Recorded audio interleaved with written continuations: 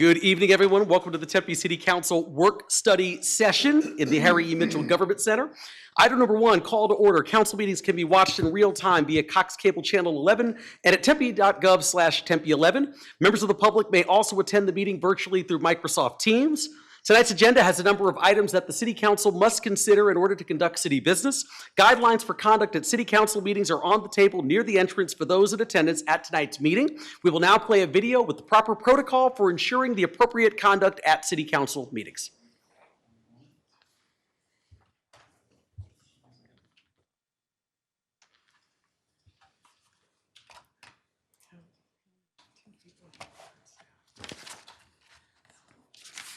Welcomes public comment at this time. Disruptive behavior will not be allowed. Continued disruptive behavior will lead to removal from the council chambers. We need to be able to hear everyone in the room.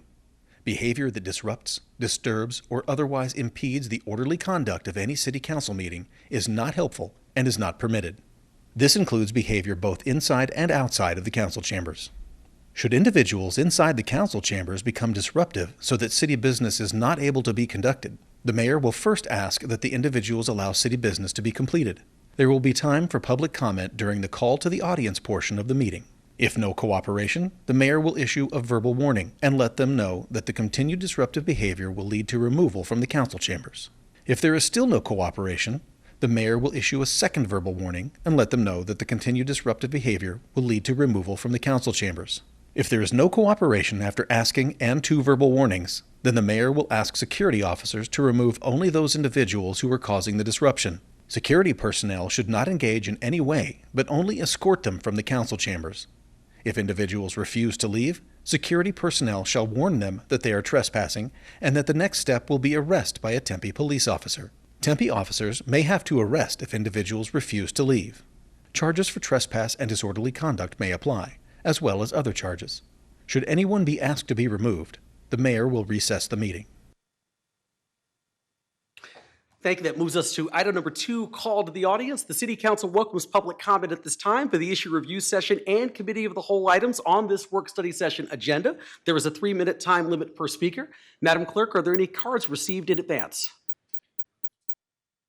I have not received any. Thank you. Sounds good. Thank you so much. Is there anyone in the audience who'd like to address the council on any of the agenda items? If so, please come forward and state your name and city of residence for the record. All right, seeing none, I will close that and move on to item 3A, which is Downtown Tempe Authority, Tempe Joint Curb Management Study. I see Shelley Seiler and Adam Jones. Everyone's coming.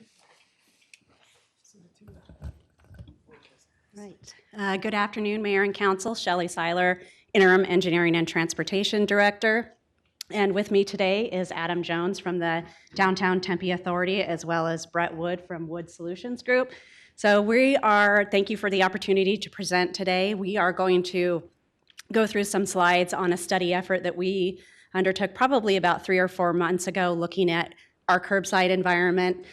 We haven't really reviewed it in a while, so we knew that this was a great opportunity with the 5th Street project and Mill Avenue project to look at how we use the curbside, especially with more food deliveries, Amazon deliveries, as well as scooters in the downtown.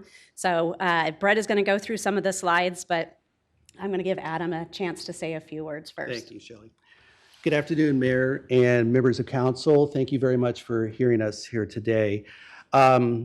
The last time we were before you with any sort of update on a strategic plan was back in 2015, where we put together many different proposals, 95% of which were all implemented.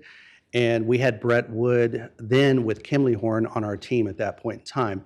He's worked with us in the past for 10 plus years. He's also done a lot of studies with ASU, so he's very intimately aware of how downtown Tempe works and the needs of our community. We've been looking at the needs at the curb for quite some time, and COVID brought forth a lot of new changes and new challenges. And as Shelley alluded to, we have the opportunity to effect some good change with looking at how are we best positioned at the curb to handle the demands of today.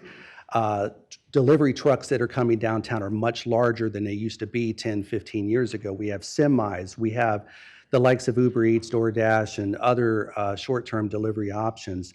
So we wanted to look at how we're best serving our businesses, residents, and community members, and make sure that we're positioned and future-ready when the new streetscape plan goes into effect. So with that, I'd like to turn it over to Brett Wood as he'll walk us through all of the slides. Thank you. Go ahead and introduce this slide first, and then I'll turn it over to Brett. So as we always do, we like to identify the council priorities that are associated with our presentation. 20-minute city as it relates to transit, our multimodal opportunities, and especially the scooters in the downtown, and then ensuring that a transit system is available at the curbside, and we're serving all our residents in the community. So, Brett. Thank you both. Thank you, Mr. Mayor and members of the council. I'm going to take you a little bit through the planning process first, and then we'll step through some of the things we've learned, and then some of the primary recommendations that we have for the curbside environment in downtown Tempe. So we initiated the planning process with a review of the existing curbside conditions, including inventorying what you have at the curb, looking at usage at the curb today, and understanding what we know versus what we don't know. And there's a lot of new things happening at the curb, as both Shelley and Adam mentioned, with e-commerce delivery, Grubhub, Uber Eats, your streetcar, all the things that are happening throughout the downtown community that are introducing conflicts at the curb and how we should manage those. We also did a deep dive with other peer communities to see how they were beginning to address some of these changes at the curb, and we developed a framework for evolving the curb, both with the streetscape enhancements of Mill and Fifth, and then beyond that as the downtown community continues to change. And we've got recommendations for key policies, technology tools, those types of things in the recommendation set. We also hosted a curbside management summit for the DTA staff and the city staff to come in and learn about technology-based tools that are being applied in other communities to better monitor and manage the curb. And then finally, we put together a package of strategies. We've got a set of strategies we call quick wins that can be implemented in the next 6 to 12 months to begin to see some changes to some of the things we heard and learned throughout the existing conditions, as well as some proactive things to consider going forward as you're thinking about the evolution of the curb. So one of the things we did early on was some community engagement. We started the process going door to door throughout the downtown community, talking to business owners, talking to various stakeholders about how the curb works and doesn't work for them. We also held focus groups with residents, with business owners, with downtown residents, and we had individual stakeholder interviews with different businesses and community organizations in the downtown. We also conducted a separate business owner and a separate visitor survey to understand how business owners perceive the curb today and into the future, and the same with downtown residents and the larger Tempe community. And some of the lessons we learned from that were both business owners and visitors and residents really feel like the street parking system is critical to the success of downtown Tempe. You have a lot of off-street parking, but most people drive right to the street parking and are looking for that. Businesses feel like it's a critical access point, so we want to maintain that as much as we possibly can. But we also have to realize that commercial loading, as Adam pointed out, has changed. Bigger trucks, different types of trucks, and since the pandemic, a resurgence in e-commerce deliveries that are not only Amazon and delivery services, but food pickup, passenger loading, all of those types of things are proliferating at the curb, and we don't have a place today to really serve them. So we need to think about ways to create areas to serve those uses. And then finally, we heard loud and clear from residents and downtown visitors that safety is important. And a lot of those were pointed towards double parking, loading that's occurring in the bike lanes, that's disrupting the ability to bike through the extensive bike network you have downtown.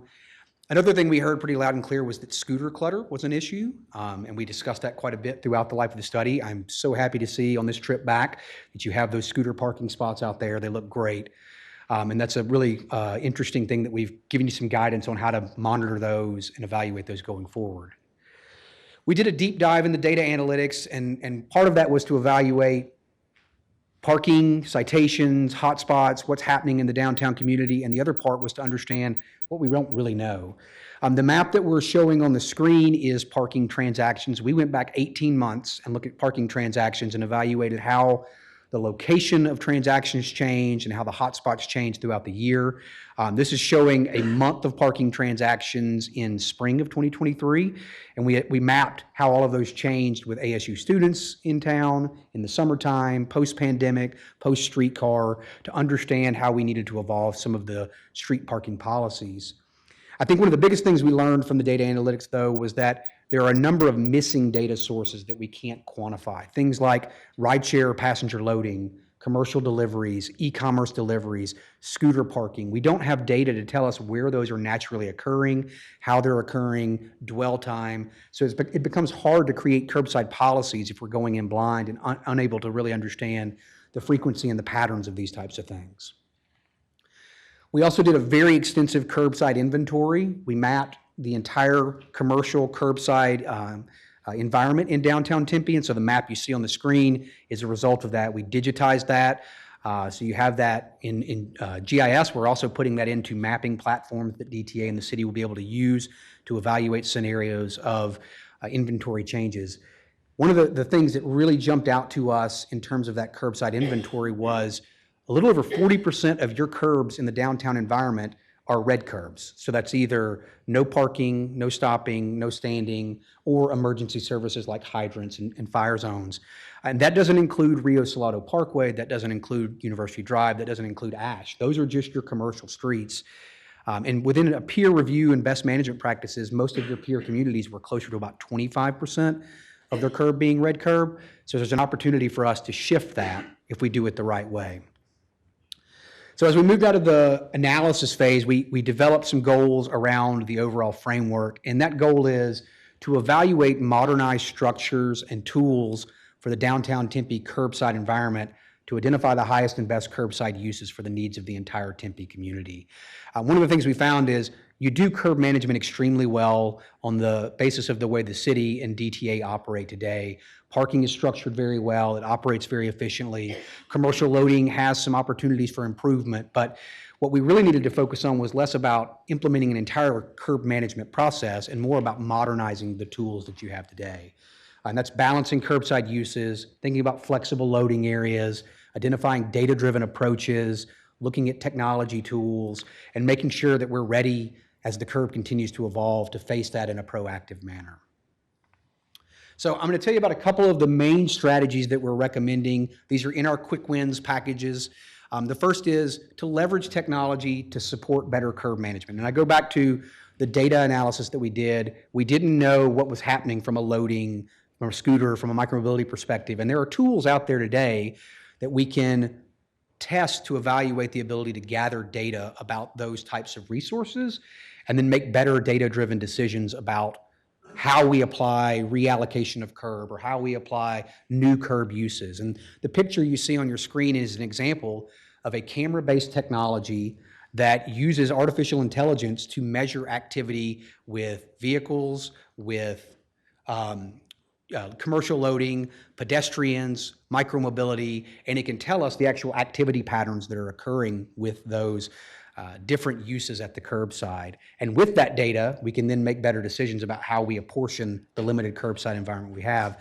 And what really excites us about this is that it aligns with a lot of the smart city initiatives that y'all have been thinking about, really giving us a richer data set to understand the patterns and to mold the curbside environment in downtown Tempe to what's actually happening and what the business community needs. The second strategy that we have is to begin to think about Mill Avenue post-streetscape changes in a different way. And if you've spent time on Mill Avenue, you start to notice there are patterns in the curbside environment. This graphic shows what today's curbside environment looks like. You typically have a bus stop coming into the block that's about 75 feet long on average. In some places, it's 125 feet. Then you'd have a small parking area that has 2 to 3 spaces with the hatches in between them.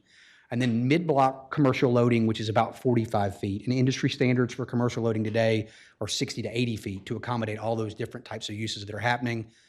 Then another small parking area with the hatches, and then a red curb, sometimes with a fire hydrant, oftentimes with just a travel lane turning from Mill onto the side streets. And so as we begin to evaluate some of the things we learned from best management practices and applying better curbside strategies in the downtown environment, we looked at reallocating the way Mill Avenue should look. And we did this in conjunction with a number of partners. It wasn't just the consulting team. We talked to the design firm that's doing the streetscape plan to understand better what they're proposing from a streetscape perspective and what that looks like on the curb side of that. We've talked to emergency services to better understand how they need space at the curb and what changing red curb space may look like and how we best accommodate that without impacting emergency services. And the proposal that we've come up with, as we're showing on the screen, is to reallocate the curb uses so that we can better define the way they're working. And based on what we learned from the design firm that's doing streetscape, there's a proposal to do bulb outs at the intersections. And assuming that gets approved in the final design, we could then limit some of the red curb as we go into the intersection or the street block and away from the street block. We then narrow the bus stop down to about 55 or 65 feet, which is industry standard for the type of buses you have operating on Mill Avenue. Consolidate all of that parking into one linear block of parking, removing the hatches. They're very comfortable. It makes it easy to park, but they also lose a lot of real estate at the curb that's very valuable for both businesses and the activities that they're doing. So we consolidate that. We actually can gain about 10 to 15 parking spaces across all of Mill Avenue by doing that. And then at the end of the block, we move the commercial loading to the end so it's easier for vehicles to access it and double the size to about 80 feet. So the bigger trucks can get in, and then multiple smaller vehicles, whether that's Amazon or that's e-commerce delivery like Grubhub and Uber Eats, can park there. And then we also learned one of the best practices from other communities is tucking in scooter corrals at the end of the block within that transition area. And the benefit of that is it follows the practices that you're doing right now with your scooter parking, but it also gets them off the sidewalk, which disincentivizes people riding the scooters on the sidewalk and allows it to be a safer procedure riding in the bike lanes. And by doing that, we can change kind of the face of Mill Avenue without changing the linear footage of Mill Avenue. So currently, about 31% of the linear feet on Mill Avenue are dedicated to red curbs, no stopping, no standing. We can reduce that to about 19% of the curb, introduce micromobility parking, which takes about 7%.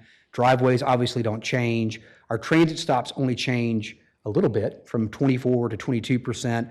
We almost double the amount of loading zones on Mill Avenue, creating better access for businesses and reducing some of the compliance issues you may see with the bigger trucks parking in red curbs or parking in travel lanes. And then the parking stays the exact same linear footage, but we create more parking by removing the hatches and consolidating them. And by reallocating this in conjunction with the streetscape, we make the curbside experience on Mill Avenue much more efficient, and we make it much easier for those non-parking uses to access the curb and use them the way they're supposed to be used. Beyond those quick win strategies, some of the other immediate strategies, we recommend initiating a 6 to 12-month technology pilot based on that quick win strategy of evaluating technologies that gather data and allow us to make better data-driven decisions. Continuing to work with the design firm and the city as you get into the finality of the streetscape and defining new curb allocation for Mill based on these recommendations. Implementing subtle policy and practice changes to help support those changes, and then evaluating the success of these initial initiatives. Beyond that, in the midterm, we recommend implementing the overall curb lane changes in conjunction with the streetscape plan, determining the optimal technology rollout from the pilot study, and then updating more demand-based management policies that allow you to make changes based on the data that we're getting from those technology tools. And then beyond that, just monitoring activity and monitoring new curb uses and being more proactive in adjusting your curb lane as the issues at the curb evolve. And with that, we will turn it over to questions. Great, thank you so much, really appreciate it. Council, any comments or questions? Councilmember Navarro? First, I want to say thank you for looking into this. I think, yes, exploring more parking within our downtown area is a must. I think the attraction of just knowing I might have the possibility to park next or near a business is inviting, knowing that if it can't happen, well, gosh, I got to do the garage or I got to go over here, whatever it is. But you're not losing that ability to know that, hey, I could find a place, which I often kind of do. I have a fire vehicle, so I can park anywhere. But no kidding, it's funny. I think it's what I think people have enjoyed though is the possibility of parking off the street. I have to say, even going down Apache, I'm just looking at that and knowing that you have the ability from the 101 all the way down to ASU. If there was just parking on the side of the street, I think that those businesses on the down floor would actually start to come about.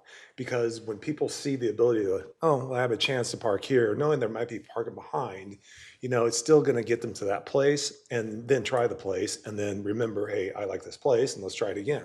So to your point, I like what we're doing. Thank you so much. Councilmember Garland, then Vice Mayor Adams. Hi, thank you. I was really fascinated by this because I don't remember seeing a presentation like this specifically about the curb. So it was kind of interesting to look at the videos or to watch the what you're presenting here and then what was in our packet. So if you go back to the slide that says strategy 1, it's one of the things that I looked at. It was really interesting.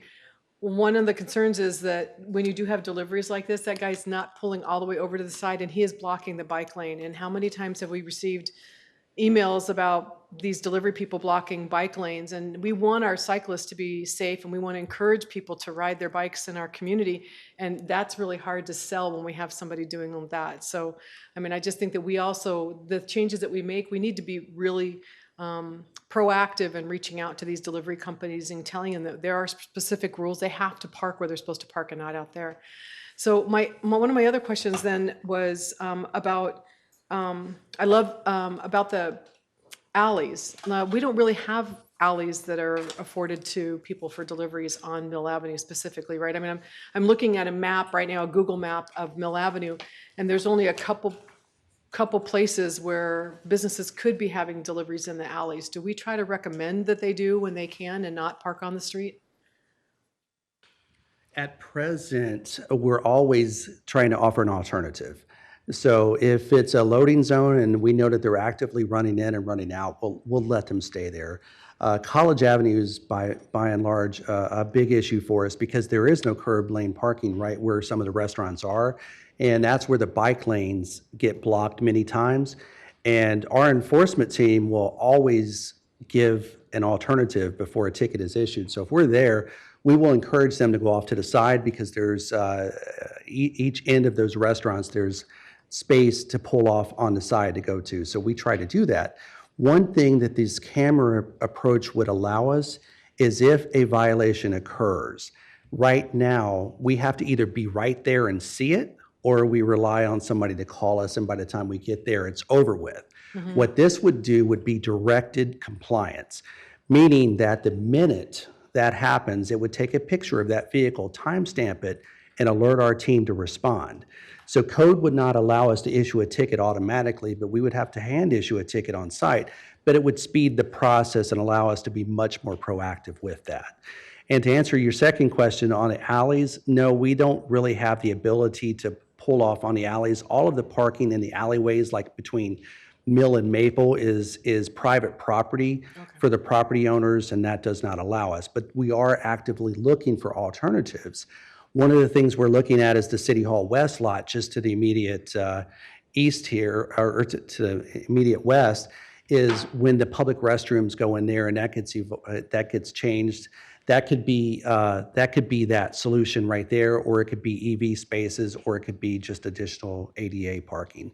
We're actively looking at all possibilities. Okay, I agree. I appreciate that. Thank you so much. And I want to say, I really do, I like the scooters being on the street. I am one of those. I mean, I've ridden a scooter and they're fun, but they're a pain in the caboose when you're trying to walk around downtown Tempe and you have to keep stepping over them or around them. So I love the idea of having them being parked on the street. That's a great idea. Thank you. Thank you. Vice Mayor Adams? Yes, I think this is a great start to improving our downtown. And I know that some of us on council have been working really hard for improving our downtown area. So I think this will really help us accelerate it. So thank you. It's an excellent presentation, and I love your ideas, and let's get it done. Thank you. Sounds good. Thank you. Any other comments, questions? Thank you. Thank you so much. Appreciate the presentation. Thank you. All right, that brings us to item 3B, update on traffic signal yellow clearance intervals. I see Kathy Hollow coming forward. Good afternoon, Mayor, council members. I'm happy to be here this afternoon to talk to you about our yellow clearance intervals. As some of you may know, Channel 15 did a story about a study that Phoenix is doing. So Vice Mayor Adams asked that we come forward and talk about what we do with our yellow clearance intervals, given that Phoenix is looking at theirs. So, oops.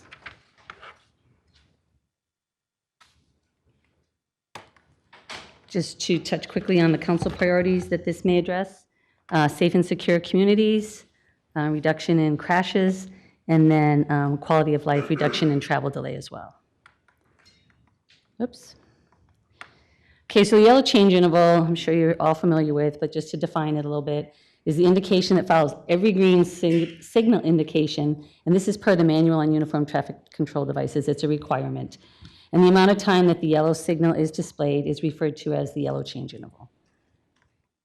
I'm going backwards every time. So the reason we have the yellow change interval is because of the dilemma zone. And again, I think the graphic probably is pretty self-explanatory for all of you. We have this area that's red where probably most people are going to stop. The area that's shown in green is where they're probably most going to go. And then we have that in between where you have to make that decision, oh, shoot, what do I do now? Because it's turning yellow. So that's what the yellow tries to address to keep that from being a problem. So the way we calculate is using this equation shown here. The equation is from the Institute of Transportation Engineers. It's the standard for the industry. It includes speed, and the table shows you by speed what our calculated values are.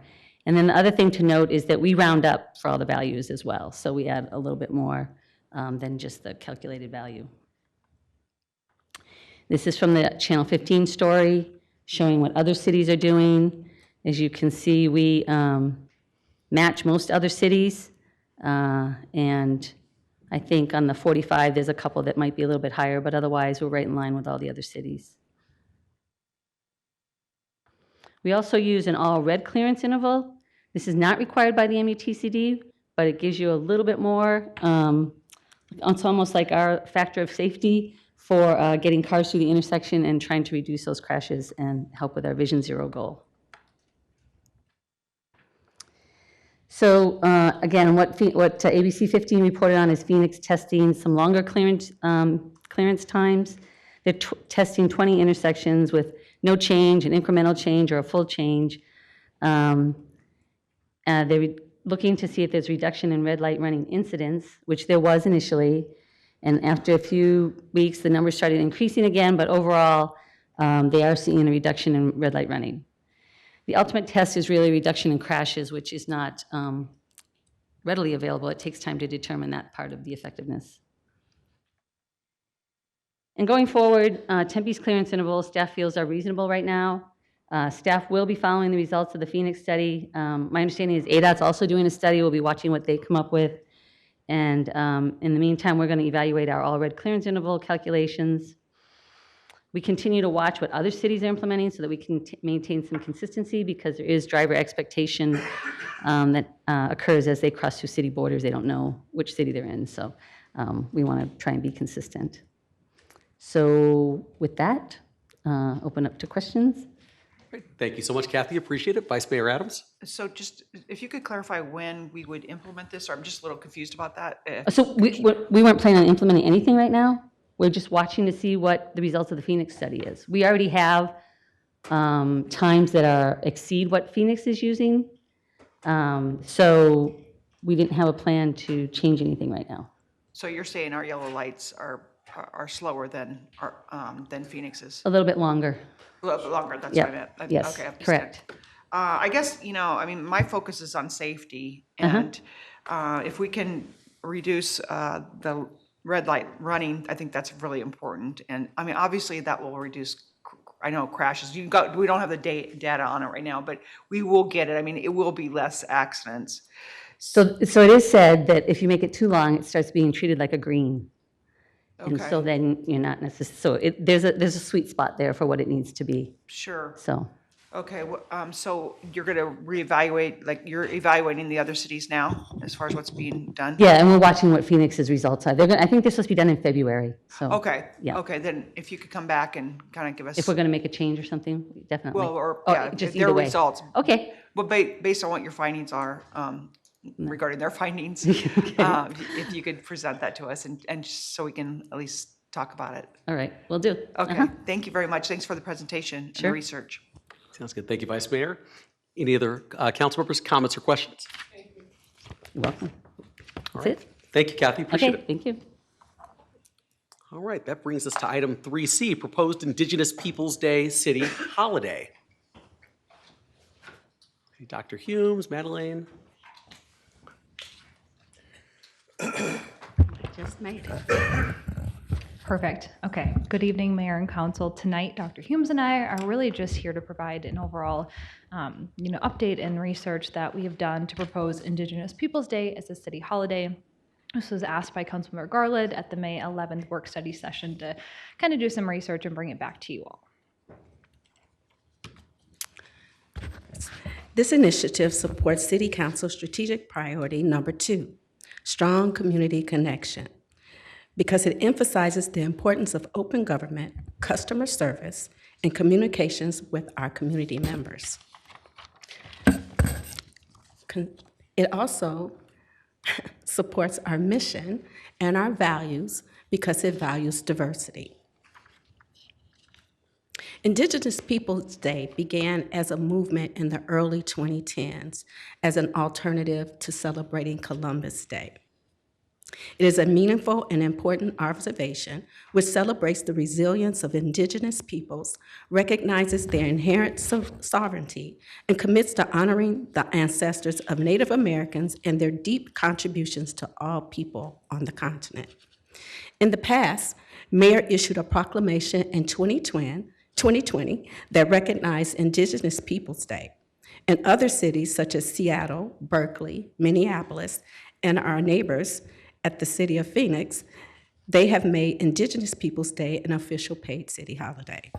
This proposed day of observation is one example of our continuing evolution to promote cultural awareness, historical education, and develop meaningful approaches to partner with our Native American communities. Next, we'll take a moment to recognize some of these meaningful partnerships. Lane? Perfect. So a few notes before I get into this slide. We did notify our tribal partners that we were doing this. And then again, this is ceremonial in nature. This is really just a culmination of what city staff is already doing, and making sure that we're not just talking the talk, but we're actually, practicing what we're preaching. Again, this is the city of Tempe on a journey of making sure that we're bringing in Indigenous perspectives. There's so many projects going on right now and have already occurred at the city of Tempe. One good example is our transportation staff working with SRPMIC to develop historic panels and landscaping at the streetcar stop in Rio Salado and Hayden Ferry Lakeside. Again, this is just one example of, the many initiatives that the city of Tempe staff are working on. Okay, so getting into the options. So our direction here tonight is just to kind of understand what mayor and council would prefer. So the first option is a resolution. This would be permanent. Staff recommends specifically designating the second Monday in October as the official recurring holiday. Again, this would be permanent. This would be officially put in our personnel rules, adopted via resolution in September. The personnel rules would then be changed at a later presentation, probably at the end of the calendar year. The cost would be absorbed by each department. In your packet, it does say an estimated cost of $500,000. Those would be absorbed, again, by each department. The second option would be issuing another proclamation for 2023. This would not be permanent. It would just be for this year. This would specifically designate October 9th, 2023 as a holiday just for 2023. So with that, we'll take any questions you may have. Thanks. I was going to go to Councilmember Garland and Councilmember Hodge. Thank you so much for doing all this research and pulling this together, both of you. Thank you. It means a lot, not just to me, but to other people, members of the community. And I do love the fact that we have reached out to our 4 southern tribes, our neighbors here, because I think that's the respectful thing to do. The great thing is the response from them has been really supportive of this and proud that they are living next to City of Tempe and that we are actually making our words into actions. And so, so far, that has been really great responses from them. The last line of our land acknowledgement says we accept the responsibility for stewarding these places and solemnly pledged to consider it in every action. And I think the city of Tempe is doing that. And it was great to speak to a council member at the SRP MIC and have him, when we discussed this issue, tell me that, it's great that the city of Tempe is actually doing it. We didn't just write the words down and put it away somewhere. We are actually living up to what we said we were going to do. And it was great to hear that from him. And he shared a story with me. He said that that there was an RFQ that was sent out recently, and I'm not sure how recently. I didn't dive into that conversation with him. But he said that we sent out an RFQ, and in there was looking for artists to do a project. And in there, it said they were going to be giving preference to Tempe residents first, giving preference to Tempe residents and to Native cultural artists also. And he was just so impressed that we are listening to what they are saying and we are living those actions. So I just want to say that's really great. The other thing that he was really excited about was the fact that we are doing cultural training. If you haven't taken the SRP MIC cultural training, I would highly recommend you taking it. It's an interesting way to try to understand some of the cultural background of the community that we live in and that we are living on top of and working on top of right now. So I just want to say thank you so much for what you're doing. I support option 1. And I really like how we put in there that it's important for us to do this, and not only to do that, but to make sure that we spend that day and that time thinking about the Native cultures that are around us. And the gentleman I spoke to yesterday was more than happy to kind of share information with us on places that we can go and things that we can look at on those days or prior to those days. So thank you so much. Thank you, Councilmember Garland. Councilmember Hodge? Yes, thank you for all the hard work that you did. It's always appreciated.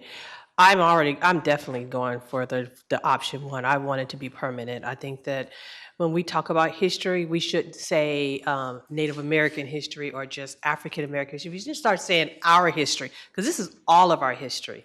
And I'm so proud. I wish we would have done it before Phoenix, but I'm so proud that we're going to be the second city that's going to do this in our state. So we want to be the pioneers, and I'm very competitive, so we're going to get the next one first. All right. Thank you so much. Thank you, Councilmember Hodge. I'll speak really quickly to you. I'm also completely in support of option 1. I think this is a great step. I really appreciate the outreach to the Forest Southern Tribes and Salt River Pima Maricopa Indian community, and just really appreciate all the staff work that's been done, and really appreciate Councilmember Garland's effort in bringing this forward. So thank you. Anyone else, Council? Councilmember Navarro? Thank you, Mayor. Yep, got my support. Question though, federally, is Columbus Day a federal holiday? Yes, it is. Okay, thank you. Sounds good. Anyone else? All right, I think you got your direction. Sounds good. Thank you so much. Appreciate it. Thank you. All right, that brings us to item 3D, Grow Local Tempe USDA grant update.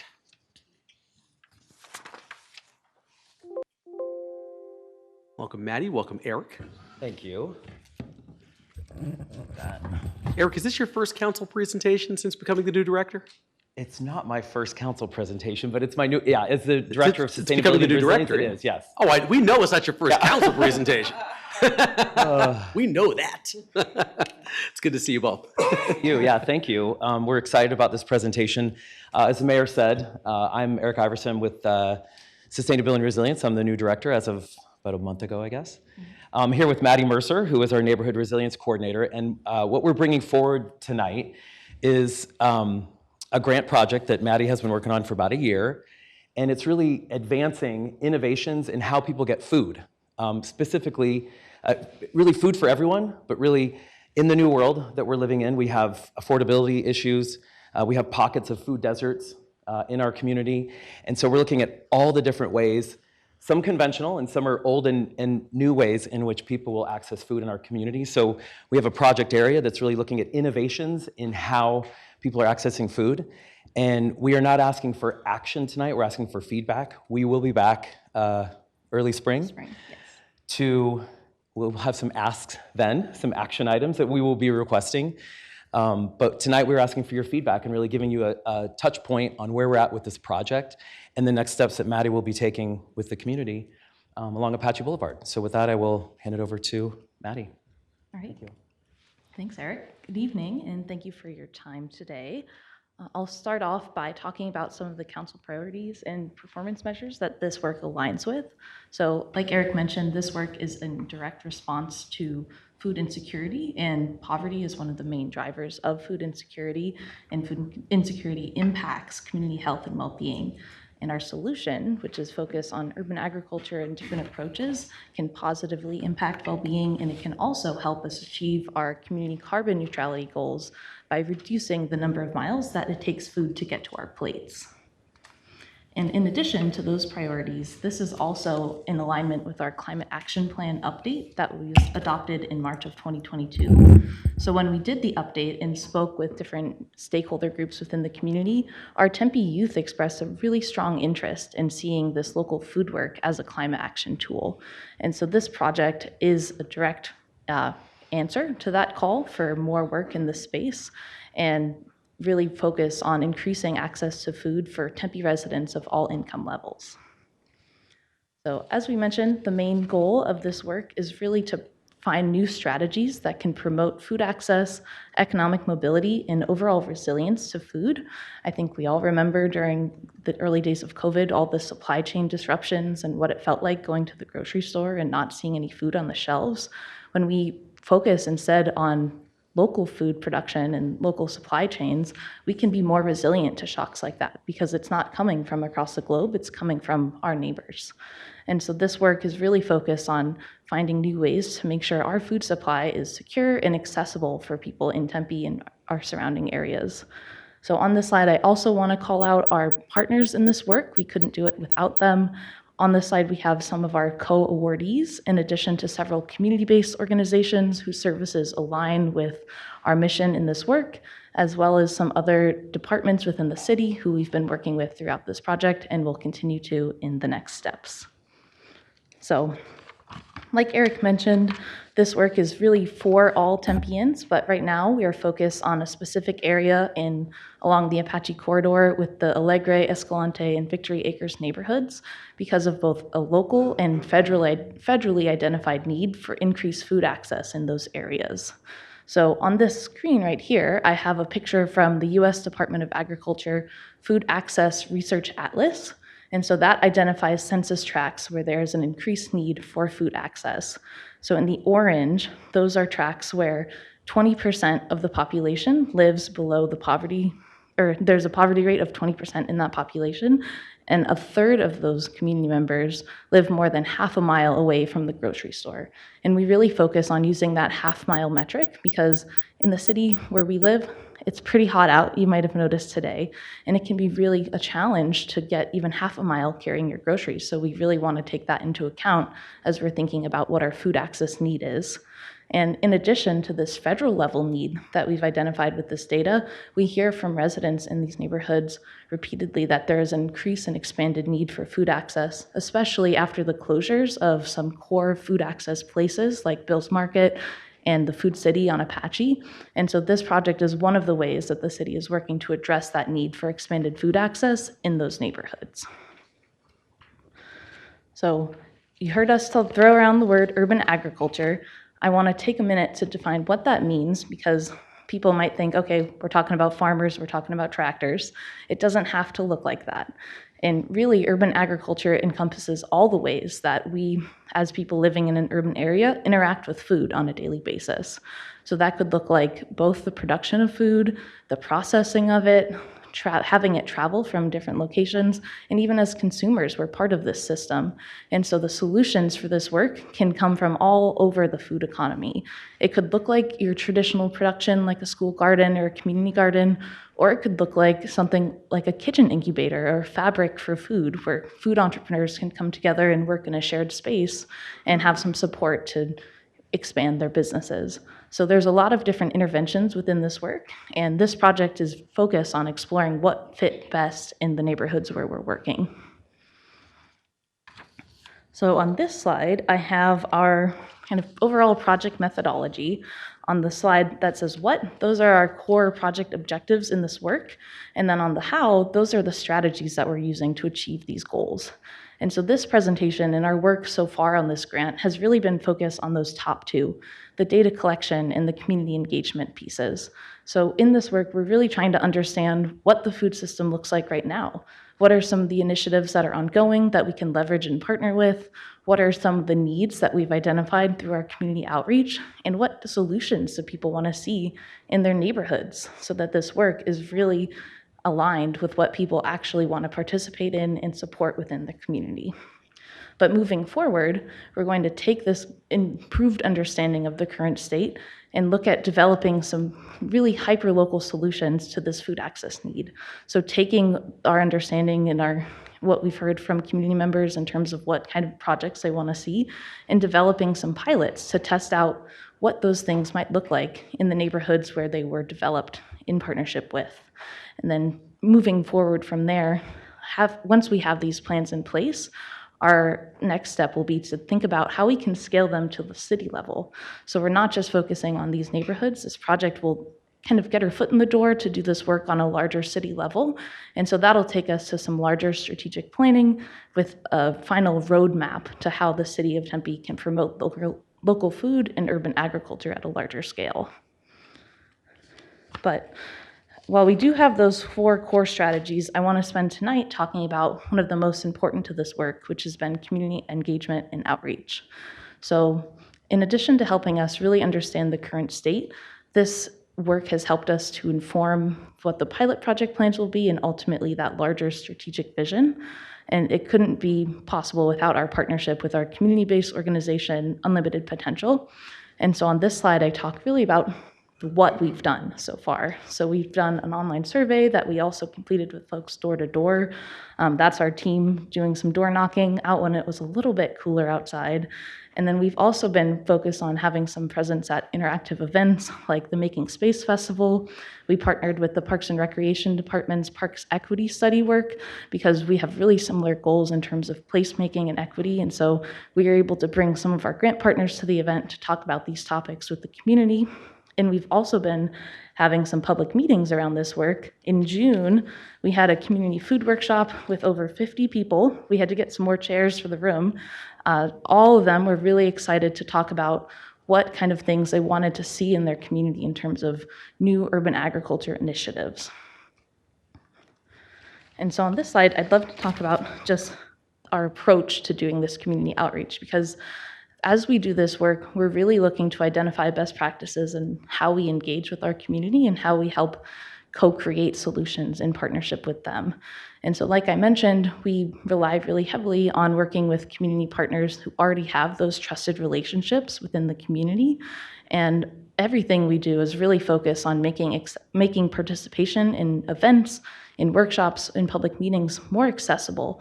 So that might look like having all of our materials in English and Spanish at the workshop, doing bilingual outreach to get people there, and then having a live translator so that they can participate fully in the conversation.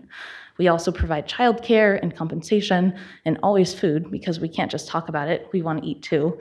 And so all of our events have some component where we focus not just on talking about it, but having activities for people to learn and engage in, like planting a plant in a milk carton, if you can see in the bottom image, or getting to give insights on different models, and then take part in a food demonstration with an Indigenous chef, Maria, that's on the slide above. And so really, like I said, this work is focused on building excitement and interest in the food system and getting people involved, and then working with them to co-create these solutions. And on this slide, I have some of the core findings from the community outreach we did. So we talked about what, we talked about how, and now I want to talk about what we learned. So on the top, I have some of the core areas of questions that we asked residents both in the surveys and in the events that we did. And at the bottom are some of the top answers and responses that we got from that outreach, with the bolded responses being the top and some of the most important that I'd like to call out. So first, I want to mention that in the surveys, we had 53% of respondents, 86 total people completed the survey, shared that they had experienced some level of food insecurity in the last 12 months. So that shows that this federal data that we have was then validated by this local level need and demonstrates the importance of this work. And we saw that cost, as Eric mentioned, is the largest barrier for accessing healthy food, but other factors like location, if your grocery store in your neighborhood closes, that can be a real challenge. And so in terms of solutions, people express a lot of interest in some production. A lot of folks were excited to talk about school gardens, even people who didn't have kids but might have said, oh, I wish I could have done this when I was in school. And then there was a strong interest in beyond production, focusing on cooking and health and nutrition, and having those other other ways we interact with food be part of the solution too. And finally, while people were interested in expanded self-sufficiency and expanded access for their own households, we heard overwhelmingly that people wanted to use food and use urban agriculture as a way to support their neighbors and their community. So that speaks to how this work can really help bring people together. And finally, in terms of timeline and next steps, so phase 1 on this slide, this is really the work that I presented on today that we've done this last year. So trying to better understand what the food system looks like in terms of what's already happening. So one thing that we've created so far in partnership with the Tempe GIS team is a food asset map. And so that catalogs different school gardens, community gardens, produce bag pickup sites that already exist, because we want to make sure that we're leveraging those initiatives so that we can partner with them and make them stronger. And then moving forward, we're starting to launch into that kind of neighborhood level intervention phase, where we're working to develop these pilot project plans that will entail different pilot sites here. So we have 3 city-owned sites in Vision and 2 at Apache Central, the redevelopment, and then 3 school sites through Connolly and McClintock, where we'll be working with the stakeholders there to develop different pilot projects. And that could look like creating a plan to develop a school garden with a composting initiative that partners with the cafeteria, or working, like I said earlier, on a food incubator space that also provides classes for cooking and nutrition at night when it's not being used by the chefs. So there's a lot of different possibilities for what the pilots will look like. And when we come back in spring, we'll have some updates on what's been developed and could get feedback at that time. And so moving into phase 3, we'll take those pilot project plans and think about how we can scale them citywide, really focusing on opportunities for youth engagement and education, since again, this kind of spun out of the call for action from our Tempe youth, and then also emphasizing opportunities for workforce development within this space. And finally, once we have this roadmap, we're going to be applying for kind of the phase 2 of this grant, the implementation funding, and may have some asks to actually help us implement these projects moving forward. And with that, I will take any questions. Thank you. Thank you so much. Vice Mayor Adams, then Councilmember Hodge. Thank you for this wonderful presentation. You're doing a great job, so keep up the good work. I'm really supportive of the urban agricultural solution. I think that's so vital, and I grew up with a garden. I've been gardening since I was really a small child, and it's very therapeutic, and the food tastes so much better, and it's cost effective. So I'm a huge believer in helping with our community gardens and also encouraging our residents to garden themselves. I was thinking when we had the smart water program, or water smart program, yeah, that like Tina would go out to residents' houses and talk to them about water solutions and how to save water. And I was thinking that would be a good program to implement in this program, and have garden experts go out to different residences and show them how to do the garden, like where the best place would be to put the garden, what to plant, those kinds of one-on-one interactions I think would be really important, because not everyone can attend the classes, and I think it's great you're doing the classes, keep doing them, but to have that person, that subject matter expert, come out to the residents, I think is really, really important, and let's get gardens everywhere. So I would, because we do live in a challenging environment as far as gardening, so certain things that you can do in the Midwest, you can't do out here, so I just think that would help a lot. And then, let's see, and the over 50% of Tempe residents experiencing food insecurities is just, it's devastating. And I guess I would ask our community, those that don't have food insecurities, to please donate money, donate food to our food pantries and really try to help our other community members not have such food insecurities. And this is a great program. I'm really impressed with it, and I'm encouraging it to go forward. And whatever support I can give you, I'd be glad to. So keep up the good work. It's great process and just a really well organized program. And if we can just add that one-on-one, that would be helpful. Thank you so much. Keep up the good Thank work. you so much. You're welcome. Thank you. Let me go to Councilmember Hodge, then Councilmember Garland. Thank you so much, Maddie and Eric. Great presentation. And welcome back, but as the Director of Sustainability, I'm looking forward to working with you. On mine, I just have a couple of questions, and then I just want to say something about the schools. My one question is, I know we reach out to our community. Are we reaching out, like, do we go into, like, see if Section 8 can even help us to get our most marginalized communities and get a survey for them? Or even with DES, who has on, or either on DES, to get a look on, or a number on the community that uses food stamps, that are on housing, just to make sure that we are, gearing into that marginalized population that don't usually be counted because they're not out and about in things, and they're not going to be at neighborhood meetings. They're not going to be out there when you're looking at the parks and the arts in the parks, but they're the ones that we really do need to be focusing on, that we don't usually catch. So that's what I was wondering, those are some of the ideals. Maybe we could catch them, and we have to meet people where they're at. Yeah. And sometimes they're not going to just be at the library for us, or right at the next neighborhood meeting, and they don't do surveys in their water bills. So just asking them when they do go into for Section 8, maybe fill out that information, or when they are filling out again for cash or food stamp assistance, to do that, to help out with that. And also another part is, you can reach a lot of families on curriculum nights at schools. So catch them at the schools when they're there, have to register their kids. And, we have two populations. We have our Kyrene population, we have our Tempe population.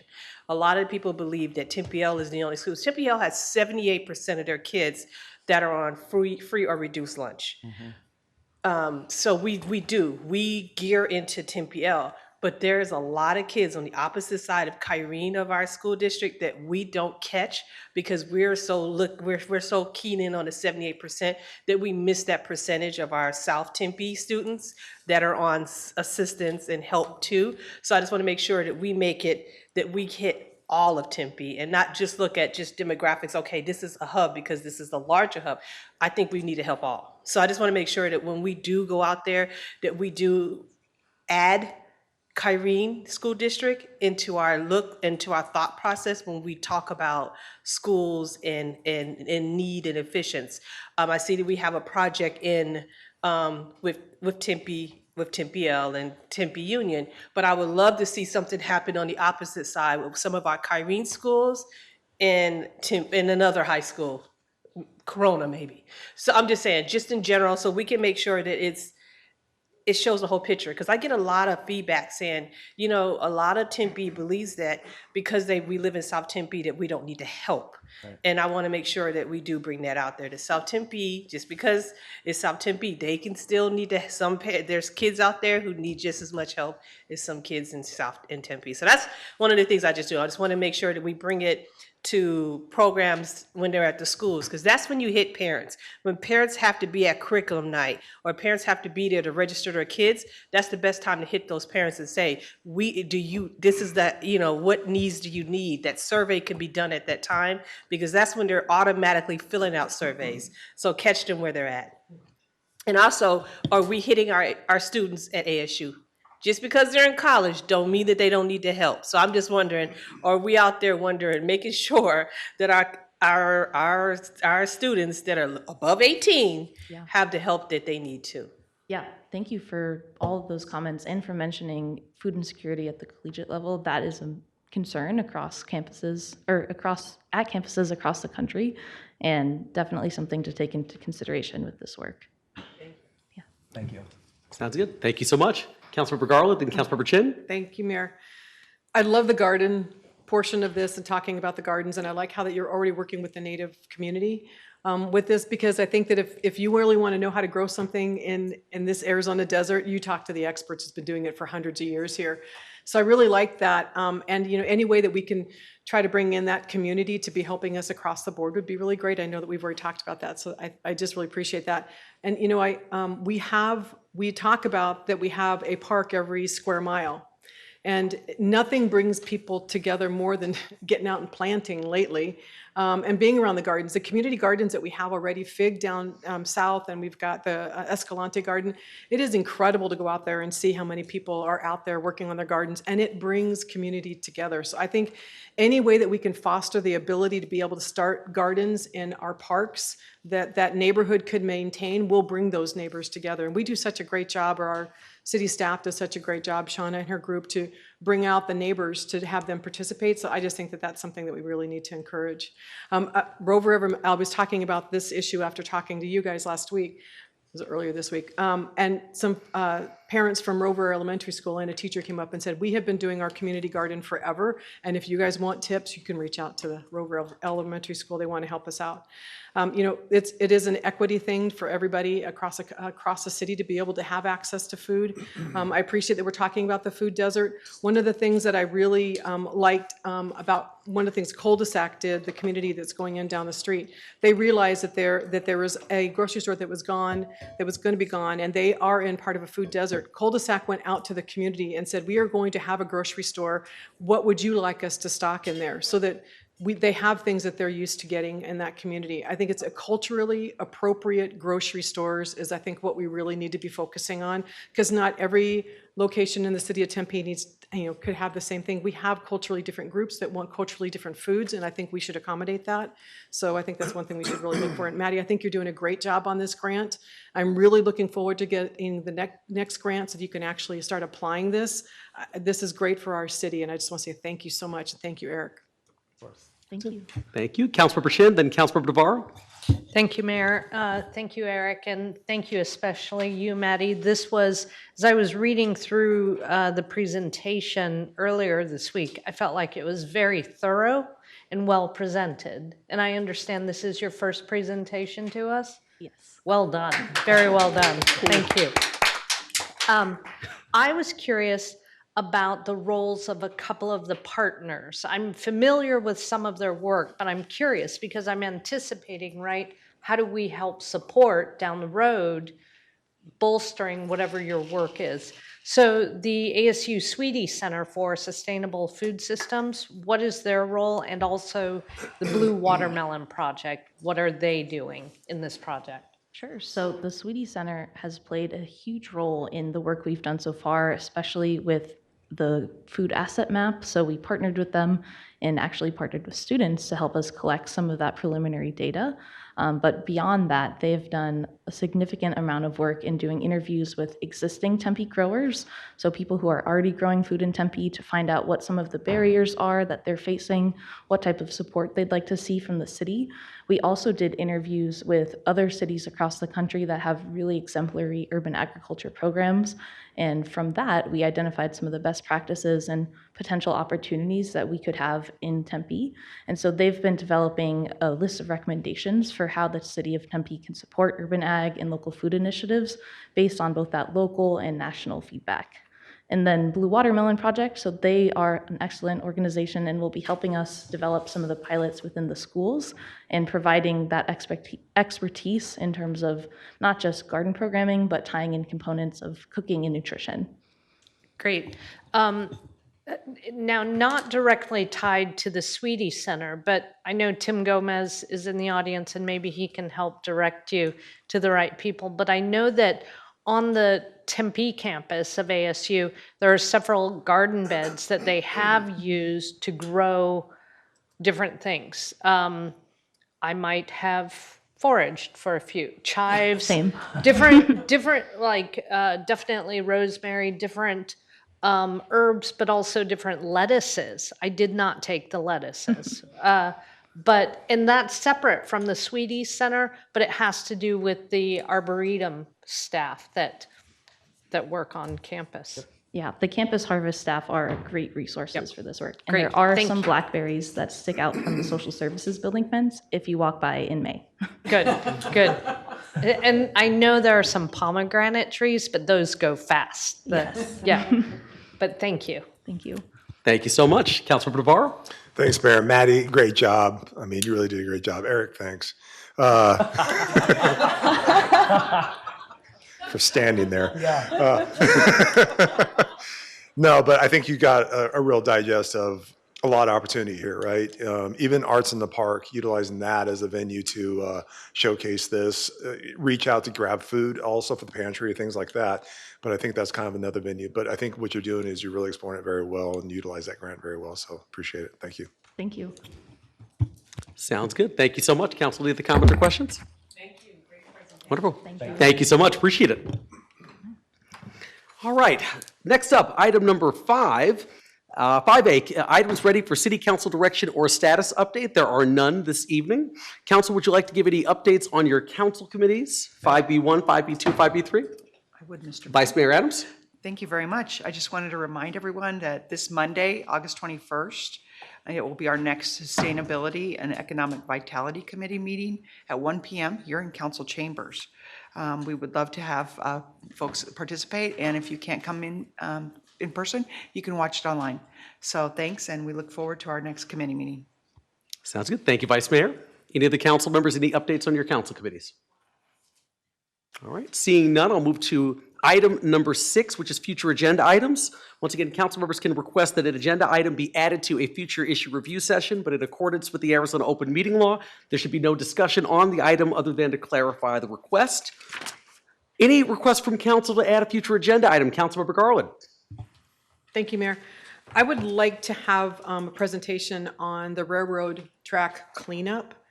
It is a safety hazard for our fire department and for our PD and for residents that go on our railroad tracks in that area. That it's a public safety concern, it's an employee concern, and I don't know if all of you know this, but there is a homeless encampment, or homeless have been back there. They could still be back there right now. I'm not sure. I haven't been there in a while. But they were taking spikes and things out of the railroad track back there and planting them on the side of the hill that goes up to the railroad track, so that when the police officers or the fire department goes by, it pops tires. And they are purposely doing this to kind of sabotage the vehicles to go back there. It's a safety hazard for our officers. It's a safety hazard for our fire department. And I really think we need to look at it. So I'd like to do a presentation on the railroad company. When are they going to clean that railroad track area and maintain it so it's not dangerous? Sounds good. Thank you, Councilmember Garland. Madam City Manager, that okay? Yes, Mayor, thank you. Thank you so much. Just want to make sure. Okay. Any other future agenda items, Council? All right. Seeing none, I'll move on to item number 7, announcements from the mayor and or city manager. I don't have any announcements this evening. Madam City Manager? No announcements, Mayor, thank you. Okay. Well, that moves us then to adjournment. The next scheduled work study session is for September 28th, 2023. We are adjourned.